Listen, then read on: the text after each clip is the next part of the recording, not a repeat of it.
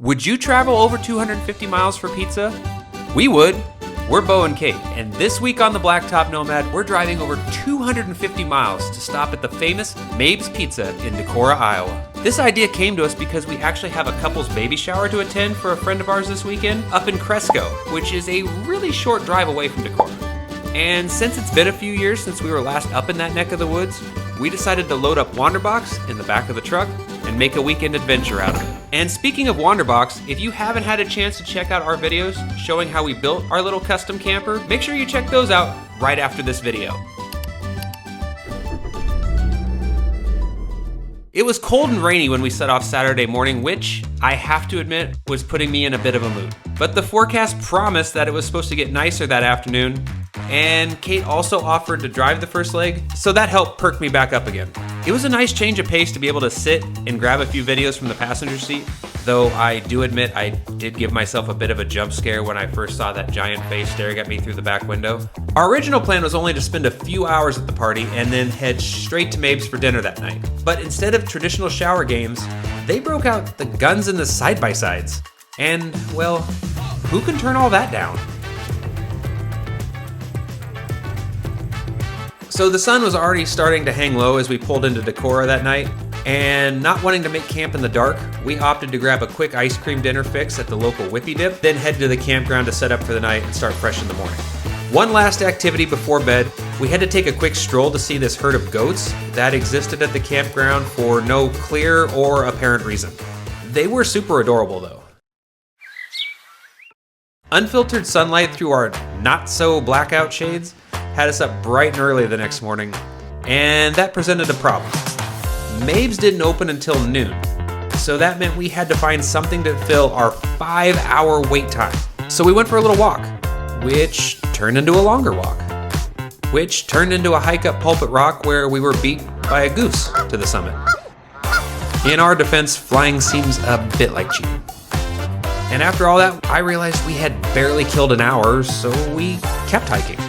We hiked high in the hills, we hiked down low by the river, we climbed up waterfalls,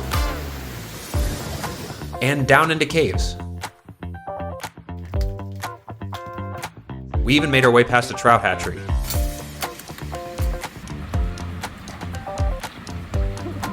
All in all, we racked up over 10 miles of walking, and we still had about an hour or so left to wait, so we casually made our way into town and decided to find a few more activities to kill the rest of the time. Downtown, we found this neat little Norwegian history museum, complete with all these authentic little Norwegian buildings.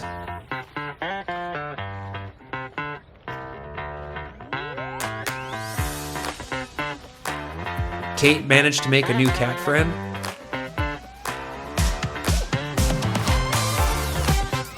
And I found what is probably the last remaining operational Phantom Menace Pepsi machine in all of human existence.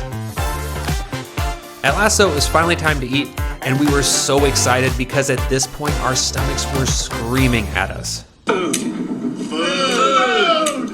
Food! So we made a beeline for Mabe's, took a seat, got our order placed right away, and anxiously waited for our food to arrive.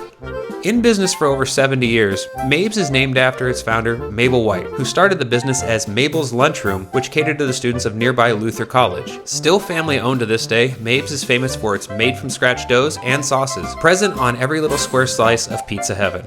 So what did we get? Well, at this point we were both so hungry we thought we could each finish our own pizza, Kate getting the house special and me getting the Taco Supreme.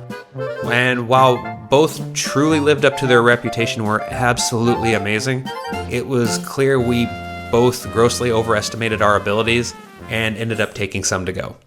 Now, at this point, I was good and truly stuffed to the gills, but as we were walking back to the truck, I spotted the Sugar Bowl, and the PBS kid in me just had to check it out. Last one to the Sugar Bowl is a Hamlet. Which I'm glad I did, because it ended up being one of the most unique ice cream places I've ever seen, with a second-story dining area and balcony overlook. And even though I got the smallest dish I could, it was still a struggle to finish it, even though it was absolutely delicious.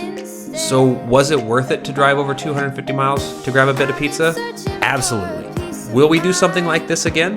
Well, we are planning to make a 500+ mile round trip for some ice cream next week. So definitely make sure you're subscribed so you don't miss out on that and seeing where we're headed next as we chase our next adventure.